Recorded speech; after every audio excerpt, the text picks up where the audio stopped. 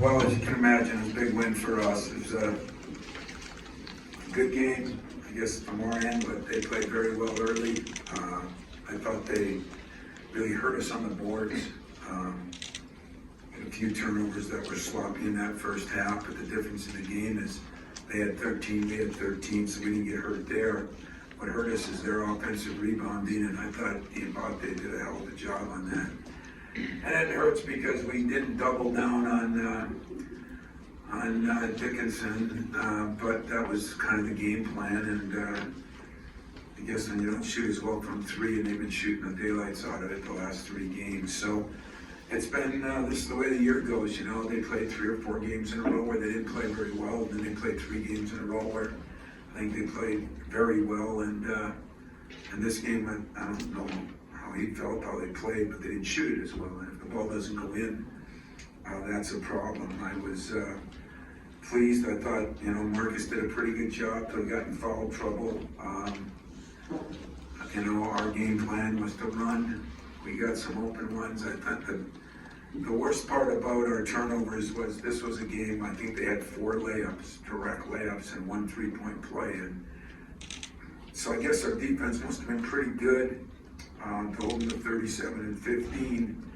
And another key is, even though they got 17 offensive rebounds, second chance points, we had 1 more than they did. So our defense stopped that too, and that was encouraging. But we have still a lot of work to do. We find ways to do some things, but I thought overall Max was phenomenal in the first half, and I thought did a very good job defensively on Brooks, who I still think is one of my favorite players. He does a lot of things, and Max did a hell of a job on him. I thought Malik's energy in that first half and things he did, shots he made, was phenomenal. And then when we got in foul trouble, I'll be honest with you, it brought tears to my eyes to hear the crowd chanting Joey Hauser. He gave me everything he had. He rebounded the ball, even though he didn't get a lot of them. He helped them, he did everything he could, but hitting those big threes made a difference, you know. So I thought we shot pretty well from the line. I thought we didn't defensively rebound good enough, but that's a good basketball team. That's every bit the team. That was a top 10 team. I think their best basketball is in front of them. Just because they're starting to play well together and getting more. I thought we did a hell of a job on Houston too, who's been on fire lately. So questions, I'll take them. Tom, how key was, to your left, yeah, over here. How key was your depth in this game? Dave didn't score until midway through the second half, and Max had 2 points in the second half, and then you win big.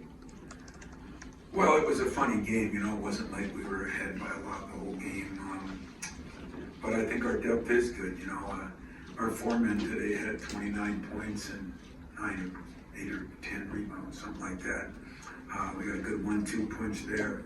I swear I wouldn't do this because when I do it, it ends up disastrous, but I do got to give AJ a lot of credit. You know, he's been in with me and with Monty for 2 weeks, and I thought he really played under control. He really controlled things. Getting a double-double, getting 10 assists was a big deal for him. I thought at times Tyson played pretty well too, but you know, tough game to be in when you haven't been in it before. And I thought the crowd, and I would like to say that the crowd was unbelievable. It reminded me of old times and between COVID and all the other things. But the crowd was, it was fun, you know, seeing Mel over there with all his guys, see our other coaches. It was an incredible environment. But yeah, I thought our depth did help. Both point guards, both 4 men. Jay Makins gave us some minutes, got a couple big plays. You know, Julius Marble, I thought, did a very good job in his time in there. So, you know, we can play some guys. We're still going to get Pierre Brooks.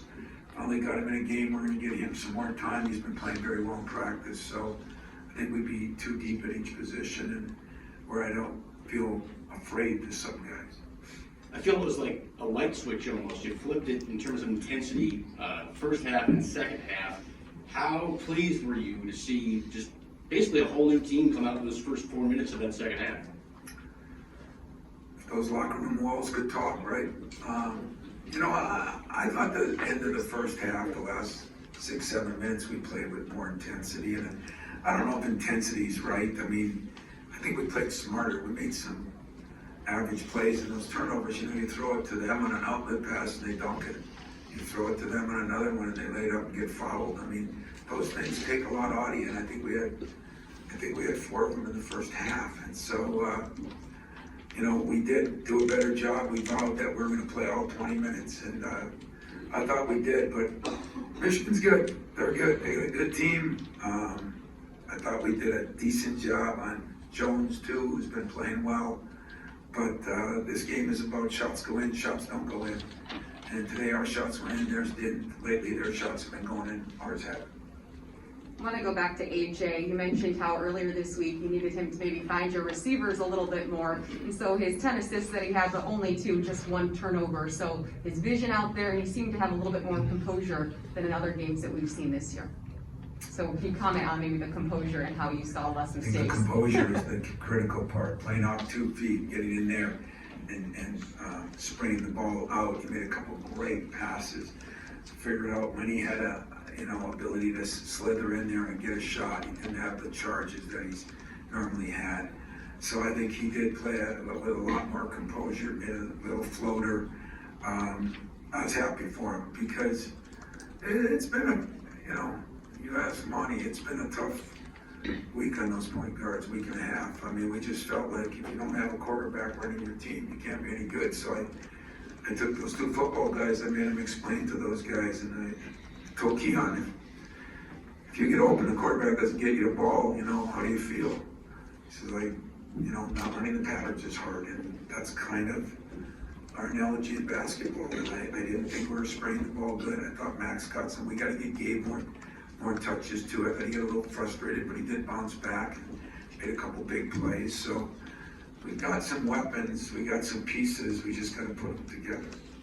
John just said that his team scratched and clawed like crazy in the first half. And in the second half, you got every loose ball, every rebound. That must be music to your ears and the ultimate compliment, isn't it? Well, it is, and I agree with him. I mean, I thought the first half his team did. They got all the loose balls. They got all the rebounds. Mike Garland said to me after the game, Denzel was in the locker room, KT, our former guys, and like Mike Garland walked by and he said that's how we always play, And so I told Zell, would you tell these guys, what some of these things are like? But we're making progress. We're just eyelashes away from being really, really good. And as we continually knock down those turnovers, continually get a little smarter on some things, I think we have enough different weapons to throw at somebody. If they got a good center, we can throw Markey. If they got somebody else, we can go Joey Malik. We can go a lot of different ways, and that's going to help us, I think, down the road. Tom, when you talk about Joey, you talk about AJ, Bingham as well, like those guys that they seem to kind of get to the brink of being written off or being whatever it might be. Can you kind of describe dealing with guys in those moments and whether it's time to ride them, when it's time to build them up, and kind of find a way to days like this? Yeah, that's been hard. I'll be honest with you. And I've done a lot more meetings and a lot more not riding, and I don't think that's good. I mean, if a guy doesn't do what he's supposed to do, he should hear about it. And yet, between COVID and the fragileness and the screwed up country we're in right now, sorry, but as far as, I can't say nothing to anybody. We did a little different, didn't do it in front of anybody, but we had meetings, we had a lot of meetings this week, and just kind of went over film. I mean, I was driving my assistants nuts, and I think we corrected some things, and we're just gonna keep, what I got is I got good guys. I got no bad guys, I got good guys, but, getting everything out of them is there's roadkill in doing that, and that's what it's all about, and those unfortunately for me, I think it was Bo Schembecker, those who will stay will be champions, you know, this day and age, that's very true, because everybody just thinks they should bolt, so, thank God I got a bunch of guys that wanna stay, but you are right, there gets to be that teetering time. AJ's been there, you know, so has Marcus. I mean, but I can tell you some really good players in the past. I mean, Morris lived there. He built a house. You know, he was just staying there, and he came back around. I mean, there's been a lot of guys that go through that, and I think that's the beauty of our program is, you know, I might get on them, but I never write them off. You know, there's very few kids I write off. I'm just gonna keep pushing and pulling and pushing and pulling. Give my staff credit that DJ, he did the scout was a good job defensively on what we wanted to do, and offensively we worked on harder. We thought we'd been very poor offensively on some things, and yet we're shooting the ball good. So yeah, it's a tough one. Kind of a two-part question here with the Malik call in that first half when he picked up what we thought was his second foul. Yeah. Did you know that there was going to be a review at some point on that? Yes. You know, you might have thought it was. I thought it was on Jay Vegas the whole time, and yeah, you know, I think I just asked the official if he would review it. So you didn't have any trepidation putting him back in then with two fouls at that point? Because he played with a lot of energy that in that stretch. Personally, I was 99% sure, but he did play with a lot of energy, but it was at a point in time when I wouldn't have changed anybody, but I was 99% sure of the goal. And that was what he brought and what Max brought in that stretch after Michigan went out. Yeah, because to be honest with you, Joey struggled a little bit then, and Gabe was struggling a little bit then, and my point guards were a little up and down, but those two guys, you know, did a lot damn. We got them threes. We felt like we had to move their bigs around a little bit. We did a decent job. At times we screwed up some of that too, that I think we're going to be able to work on, but we did some good things that, and they did some good things. I mean, they can get the ball into him, boy, and he's on the block. It's hard. I'm sure, as always, you're frustrated that I didn't double, but the one time we doubled, we didn't double on him. We doubled on somebody else that we weren't supposed to double on at all, and they hit the 1-3, so that's the way it went. Yes. Tom, about 6 minutes left, Dickinson got an and one. I think both his centers had 4 fouls at that point. They were at 11. Joey comes in, plays a couple defense, gets a couple stops there on Dickinson. How important is that to kind of shutting the door? But Joey said to me, you know, he really couldn't handle him and struggled with, you know, who's allowed to do what. You know, displacement goes both ways. I mean, can we displace them? Can they displace us? And he said, they're not going to call it that way. I'm just going to try to front him and hit him. I said, be my guest. And he did. It was, I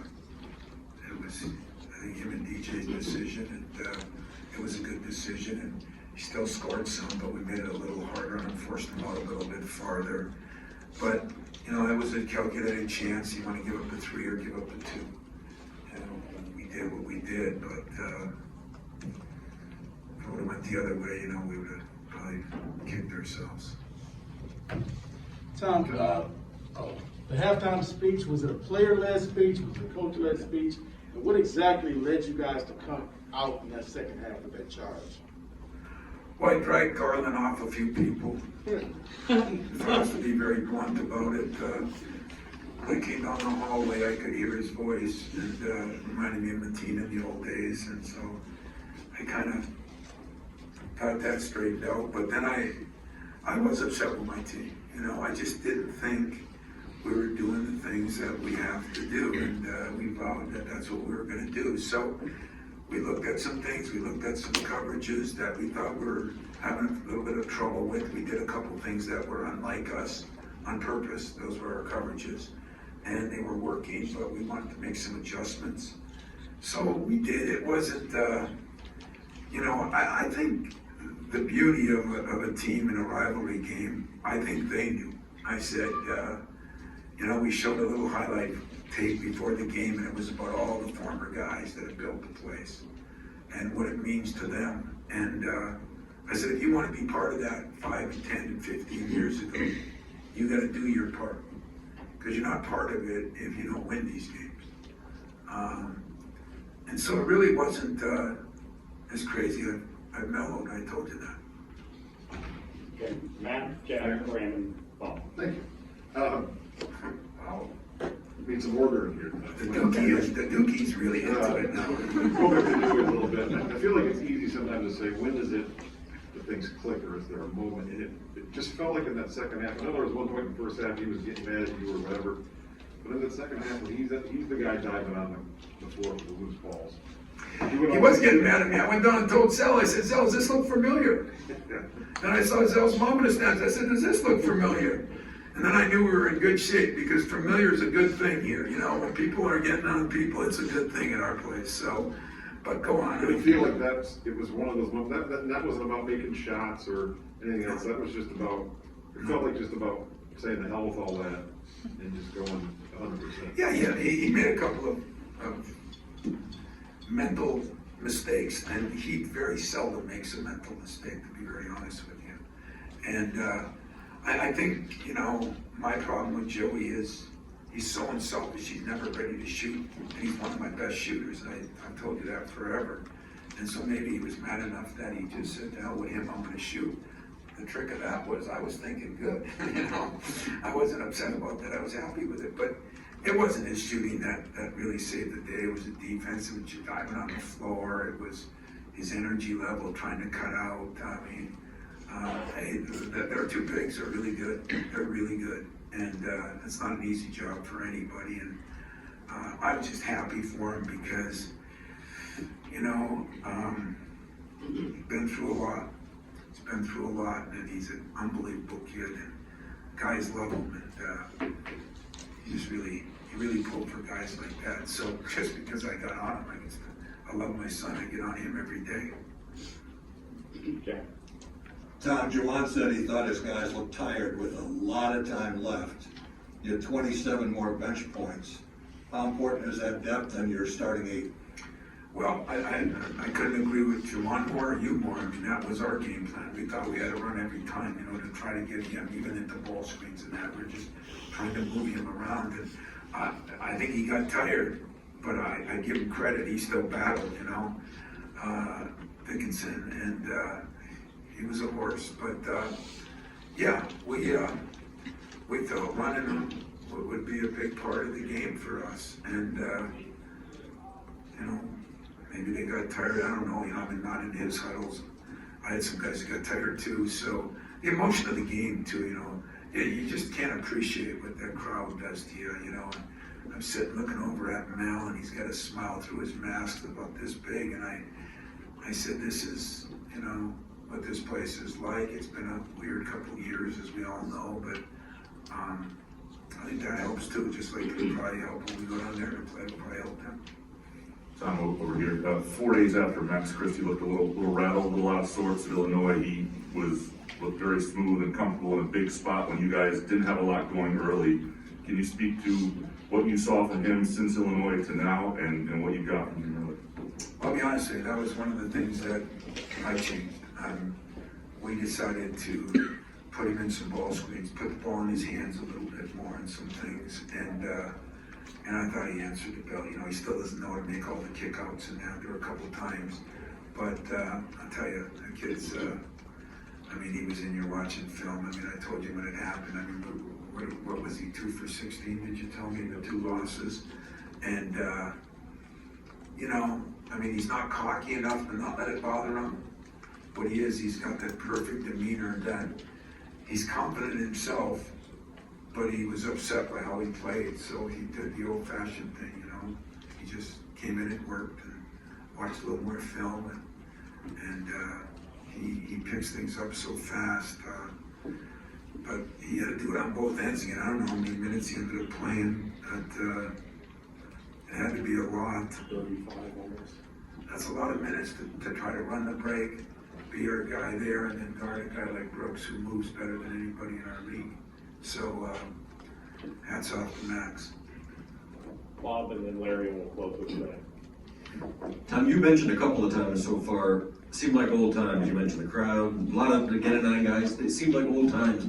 That blitz to start the second half, defense, energy, diving on the floor, was it as old times-ish as you've seen with this team so far? Well, not only this team, I think the last couple of years, but I mean, they all go hand in hand, you know, when you make a great play last year and those stupid dummies that were sitting up there, those cardboard cutouts, they didn't cheer or yell or didn't do nothing. And so that all leads to the energy of everything. And I said that to Mike, I said, everything goes together, man. And that's the one thing that I'd like to get back here. You know, president, AD, fans, coaches, all on the same page, you know, and this is one of the more difficult places in the country to play. We haven't had that. And even a year or two before that, you know, there were issues, there were problems, and it was things. And so yeah, it felt good. It felt good from a fan standpoint. My AD was waiting at the end of the court for me at the end. Players were on the floor. I mean, it was a combination, and yet, don't slight Michigan. I mean, I'm the first to tell you what I think of everything.